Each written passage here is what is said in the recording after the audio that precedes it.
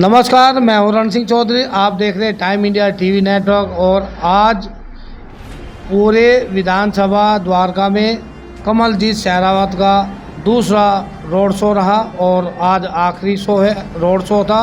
क्योंकि आप जानते हैं एरिया पश्चिमी दिल्ली का बहुत बड़ा है, समय सबको देना होता है। लेकिन आज सागरपुर में जो जलवा दिखा वो देखने लायक था।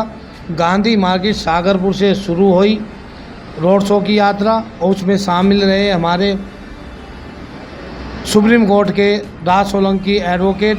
क्योंकि जब से इन्होंने आम आदमी से हटकर बीजेपी में ज्वाइन की, पूरी विधानसभा में सोलंकी साहब ने धूम मचा रखी है जोड़ने वालों की।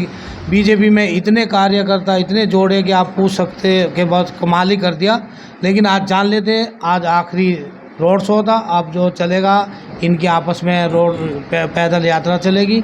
सर, आपने बहुत मेहनत की, लगातार 2-2.5 महीने हो गए, तो क्या कहेंगे इसको लेकर? आपने जोड़े भी बहुत है बीजेपी में। सबसे पहले रण सिंह जी, आपका बहुत बहुत धन्यवाद, आपने समय निकाला।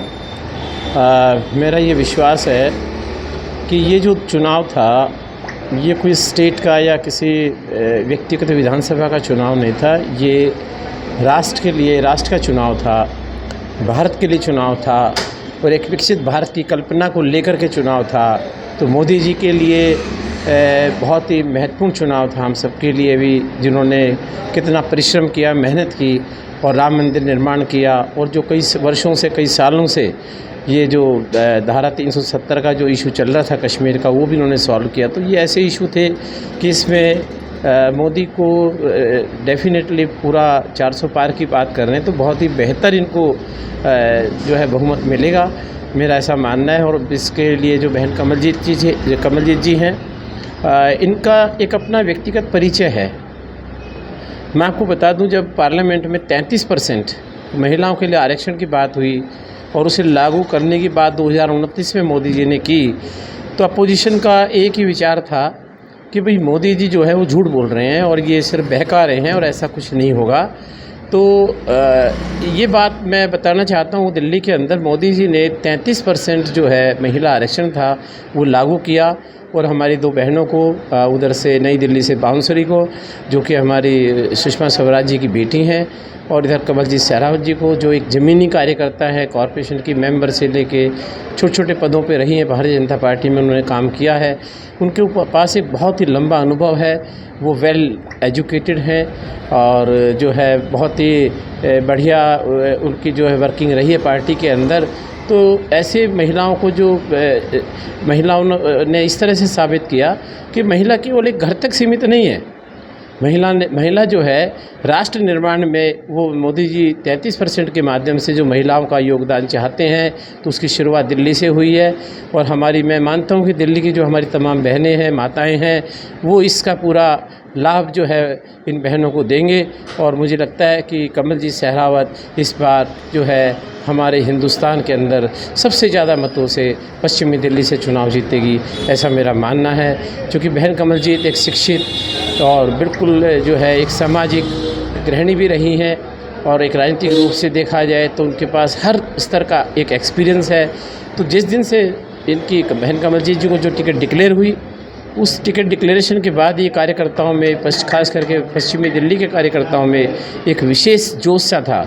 तो इन सब बातों को लेकर के मोदी जी जिस तरह से कार्य कर रहे हैं और जिस तरह से बहन कमलजीत जी काम कर रही हैं और एक विश्वास को लेकर के वो चल रही हैं, तो हम उनके काम से, उनके कार्य से, उनके एजुकेशन से, उनके कार्य करने की नीति से और माननीय प्रधानमंत्री जी मोदी जी के व्यक्तित्व को लेकर के, जो आज राष्ट्रों में, अनेक देशों में जिस तरह का भाव था, जो पहले भारत की बात आँख मीच के करते थे, वो भारत के बारे में आज सोच समझ के बोलते हैं। ये एक बहुत बड़ी उपलब्धि है हमारे देशवासियों के लिए, हम सब के लिए। तो इन सब बातों से प्रभावित होकर के हम जो है इस पार्टी में, कोई मैं नया नहीं हूँ, इस पार्टी में हम बहुत पुराने हैं। पिताजी रहे हमारे, उन्होंने जो है अपना पूरा जीवन पार्टी को दिया। और उसके बाद हमने छात्र राजनीति से लेकर के, और हमें मदन लाल खुराना साहब के साथ भी काम करने का मौका मिला, और मुरली मनोहर जोशी जी जो हमारे इलाहाबाद से प्रोफेसर थे, उनके साथ भी हमने काम किया। और किसान मोर्चे में धनखड़ साहब के साथ भी काम किया हमने। राजकुमार जी हमारे दिल्ली प्रदेश के अध्यक्ष होते थे किसान मोर्चे के।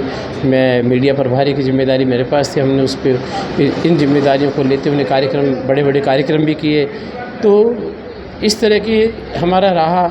लेकिन कई दफ़े क्या होता है कि जो कार्य करने वाले कार्यकर्ता हैं वो बेचारे पीछे रह जाते हैं, और जो इस तरह के लोग हैं जो कार्य नहीं करते वो उसका श्रेय ले जाते हैं। तो इन सब बातों से कष्ट जो हुआ उससे हम थोड़ा सा रुष्ट हो गए थे। लेकिन जब बहन कमलजीत जी का टिकट डिक्लेयर हुआ और लगा कि भाई नहीं, काम करने वालों की हमें मदद करनी चाहिए, अच्छे कार्य करने वालों की मदद करनी चाहिए, तो इन सब बातों को लेकर के एक हमारी चर्चा हुई। जितने भी हमारे भाई थे, दोस्त थे, मित्र थे, तमाम पार्टियों में हमने उनसे बात की, तो सबकी सहमति बनी और हम सब ने ये तय किया कि जिस तरह की राजनीति हमारे इस विधानसभा के अंदर है, द्वारका विधानसभा के अंदर है, उस राजनीति को एक तरह से हम सब ने उसको सोचा कि इसको हम बिल्कुल एक बढ़िया से इसको हटाएं। जिस तरह का वातावरण इस क्षेत्र के अंदर बना रखा है, इस वातावरण को हम जो है चेंज करें। इस भाव को लेकर हम सब ने ये तय किया कि इस दफ़ा हम बहन कमलजीत जी को खास करके द्वारका विधानसभा से हम उनको, ये हमारा मानना है कि 50 से 60 हज़ार के बीच में हम इस विधानसभा से उनको जिता करके भेजेंगे। ये हम सब साथी बहुत मेहनत कर रहे हैं, दिन रात मेहनत कर रहे हैं, हम भी कर रहे हैं, हमारे मित्र भी कर रहे हैं। जी, हमने देखा द्वारका विधानसभा से आपने दो ऐसे व्यक्ति को जोड़ा है, एक गोल्डी बेदी, एक रवि सूर्यान, जो विधानसभा का चुनाव लड़ चुके हैं और कुछ ही वोटों से पीछे थे, लेकिन वे भी आपके कहने से बीजेपी में जुड़ गए। और जब यहाँ पर कमलजीत का रोड शो होता है, कमलजीत उनके सामने, ऑफिस के सामने अपनी गाड़ी रोकती है और उनका बहुत ही अच्छे तरीके से सम्मान और स्वागत खुद करती है। इसको क्या कहेंगे? देखिए, हमारे लगभग सभी जो कार्यकर्ता भारतीय जनता पार्टी में जुड़े हैं, सभी ज़मीनी हैं और ज़मीन पे रह कर के उन्होंने काम किया है और हर कार्यकर्ता की वो तकलीफ़ को समझते हैं व्यक्तिगत रूप से। तो मेरा ऐसा मानना है कि जब सूर्यान भाई भी कोई हमारी पार्टी में नए नहीं है, उनकी भी घर वापसी हुई है, वो हमारे बहन कमलजीत जी के साथ भी उन्होंने काम किया है, हमारे साथ भी काम किया है। और वो आम आदमी पार्टी से कुछ कारणों की वजह से वो आम आदमी पार्टी में चले गए, क्योंकि उनको उस समय, मैं नहीं उन चीज़ों का जिक्र करूँगा, तो फिर उन्होंने आम आदमी पार्टी से चुनाव भी लड़ा और वो उस टाइम लगभग 3,500-4 हज़ार वोट से वो हार गए थे चुनाव 2013 का। लेकिन वो जनता में, उसके बावजूद भी जनता में वो जुड़े रहे, सबसे मिलते हैं। तो हमने उनसे बात की कि भाई देखो, लड़ाई तो हम सबको मिलकर लड़नी है और वातावरण एक व्यक्ति नहीं बदल सकता, सब मिलेंगे तो वातावरण भी बदल जाएगा। उसी तरह से गोल्डी भाई हैं, वो भी बहुत ज़मीनी थे। हर समय विधानसभा में पानी की समस्या हो, सड़क की समस्या हो, सफाई की समस्या हो, नालों के सफाई की समस्या हो, तो इन सब बातों को लेकर के उन्होंने कभी ये नहीं सोचा कि भी आम आदमी पार्टी का हमारा विधायक, हमें उसका विरोध नहीं करना चाहिए। उन्होंने जनता की तकलीफ़ को समझा और उसका विरोध किया। अब वो विरोध जो है आम आदमी पार्टी को लगा कि उनका विरोध हो रहा है, तो ये ऐसे सच्चे कार्यकर्ता रहे कि भी इनके मन में ये नहीं आया कि इनके मन में कि भी हम उनकी चापलूसी करें या चुप रहे, जनता की आवाज़ को नहीं उठाएं, जनता की तकलीफ़ के बारे में बात ना करें। तो ये मेरे को ऐसा महसूस हुआ कि ये लोग जो है किसी व्यक्ति, पार्टी विशेष के लिए नहीं है, किसी व्यक्ति विशेष के लिए नहीं है, ये समाज के लिए विशेष हैं। और ऐसे लोग जब आपस में हम मिलेंगे, हम मिलते हैं, भाई से सूर्यावन से मिला, भाई गोल्डी से मिला, तो ये सब बातें हुई। सभी और भी बहुत से हमारे लोगों ने ज्वाइन किया। गोल्डी भाई के साथ साथ गौरव शर्मा ने भी किया, जो IT सेल के दिल्ली प्रदेश के झाड़ू के रहे। और हमारे जो है कई ऐसे भाई हैं जो यहाँ कॉरपोरेशन का चुनाव भी लड़े हैं, पुनीत शर्मा जी हैं, वो भी जो है, सब लोगों की एक हमारी विचारधारा है एक कि भी इस वातावरण को हमने बदलना है।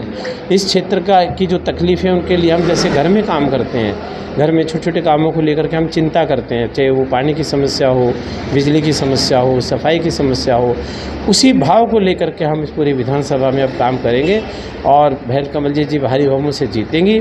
और मैं आपको विश्वास दिला दूँ कि हमने ये तय किया है, बहन जी से हमारी बात भी हुई है कि वो इस विधानसभा में चुनाव जीतने के बाद 15 दिन में, 20 दिन में, महीने में वो एक अपना यहाँ दफ्तर खोलेंगी और उस दफ्तर में वो आएंगी। हफ्ते, 15 दिन में, 20 दिन में, जो भी समय तय होगा, वो एक दिन इस विधानसभा को देंगी।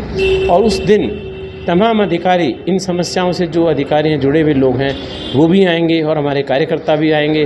तो इस तरह का कार्यालय वो बहन कमलजीत जी का होगा, ना कि किसी व्यक्ति विशेष का होगा, ताकि आम आदमी उनसे जाके अपनी बात कह सके, अपनी तकलीफ़ को बता सके, अपनी समस्या का उनके माध्यम से समाधान करा सके। ये भी हमारी एक सोच है और हमने ये तय किया है चुनाव के बाद, सूर्यान भाई भी हैं, गोल्डी भाई भी, और भी हमारे भाई ये सब हैं, हम सबको लेकर के इस भ्रष्टाचार के खिलाफ़ हम जो है एक आंदोलन शुरू करेंगे। और ये इस विधानसभा से हम एक उदाहरण के तौर पे एक ऐसी विधानसभा प्रस्तुत करेंगे कि भ्रष्टाचार मुक्त द्वारका विधानसभा हम बनाने का प्रयास करेंगे। इसमें हमें सभी का सहयोग चाहिए होगा, चाहे वो किसी भी तरह का भ्रष्टाचार है, बिल्डिंग को लेकर के, मकानों को बनाने के लिए लेकर के, पानी की समस्या के लिए, बिजली को लेकर के, रोडों को लेकर के, जो भी काम हमारे इस क्षेत्र के अंदर होगा हम उसमें पूरी तसल्ली से उस कार्य को कराएंगे और जो उसका वर्क ऑर्डर जो है होगा उस वर्क ऑर्डर को लागू कराएंगे, ऐसा हमारा मानना है। इस पे हम लोग एक मत हैं, लेकिन आगे जैसा बहन कमलजीत जी कहेंगी हम उस तरह से काम करेंगे। और मुझे उम्मीद है कि हम इस विधानसभा से हम 50 से 60 हज़ार के बीच में हम कोशिश करेंगे। जनता का जो समर्थन मिल रहा है, जो उनका विश्वास मिल रहा है, और मैं तो कह रहा हूँ हमें तो अपोजिशन का भी एक सहयोग मिल रहा है बहुत पूर्ण रूप से। कुछ लोग ऐसे हैं जो पार्टी में हैं, एक पार्टी की मर्यादा में रह करके काम कर रहे हैं, लेकिन वो हमारा सहयोग कर रहे हैं सिर्फ इसलिए कि एक उनके क्षेत्र में एक सुशिक्षित व्यक्तित्व को लेकर के जो महिला को जो टिकट मिला है वो उससे प्रभावित हैं और वे चाहते हैं कि एक पढ़ा लिखा समझदार जो व्यक्तित्व है अगर वो हमारे इस देश क्षेत्र का नेतृत्व करेगा तो डेफिनेटली हमारा ये क्षेत्र है समस्याओं से मुक्त होगा। मैं ऐसी उम्मीद करता हूँ और आपका मैं एक दफ़े दोबारा से फिर से धन्यवाद करता हूँ कि आप जो जिस तरह से आप मेहनत कर रहे हैं पोजीशन में इस तरह से आप यहाँ की तकलीफ़ों को उठाते हैं, परेशानियाँ आती हैं आपके पास भी, लोग आपको किस तरह से बोलते भी हैं, लेकिन आप उनकी परवाह ना करते हुए जिस बेबाक होकर के और निडरता के साथ आप जो इस तरह से ये कार्य कर रहे हैं ये सराहनीय है बिल्कुल। और हम आपका इन बातों को लेकर के धन्यवाद करते हैं और आपसे उम्मीद करते हैं कि आप इसी तरह से कार्य करते रहेंगे। हमारा पूरा हर तरह से आपको सहयोग मिलेगा। इन्हीं शब्दों के साथ जय हिंद, जय भारत, भारत माता की जय। ये थे राज सोलंकी। इन्होंने अपना पूरा 2 महीने का लेखा जोखा आपके सामने बता दिया है और चुनाव के बाद 3-4 दिन बचे हैं। मत जरूर करिए, मतदान जरूर करिए, पीछे मत हटिए, चाहे जो भी हो। फिलहाल देखते रहिए टाइम इंडिया टीवी नेटवर्क। नमस्कार।